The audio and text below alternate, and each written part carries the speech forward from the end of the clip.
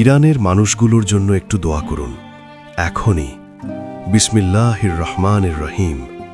হে আল্লাহ, হে রাব্বুল আলামিন, আজ ইরানের মাজলুম মানুষদের জন্য আমরা তোমার দরবারে হাত তুলছি।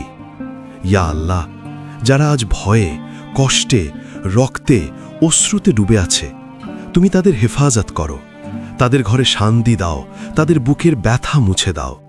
ইয়া রাব্বি, যে মায়েরা তাদের সন্তানের জন্য কাঁদছে, যে শিশুরা ঘুমাতে পারছে না ভয়ে, তুমি তাদের পাশে থাকো। হে আল্লাহ, জালিমের হাত থেকে মাজলুমকে বাঁচাও, সত্যকে বিজয়ী করো, মিথ্যাকে ধ্বংস করো। আমিন, আমিন, ইয়া রাব্বাল আলামিন। আপনি এখন কোথা থেকে দেখছেন? কোন দেশ, কোন শহর থেকে? কমেন্টে লিখুন আমি, আমার লোকেশন আর আমার দোয়া। আর আপনার জীবনেও কি কখনো এমন কঠিন সময় এসেছে যখন মনে হয়েছিল শুধু আল্লাহই ভরসা? সেই গল্পটা কমেন্টে শেয়ার করুন, হয়তো আপনার কথা কাউকে সাহস দেবে। যদি এই দোয়াটা আপনার হৃদয় ছুঁয়ে গেছে, সাবস্ক্রাইব করুন। পরের ভিডিওতে আরও একটি বিশেষ দোয়া নিয়ে আসছি যা আপনি আগে কখনো শোনেননি।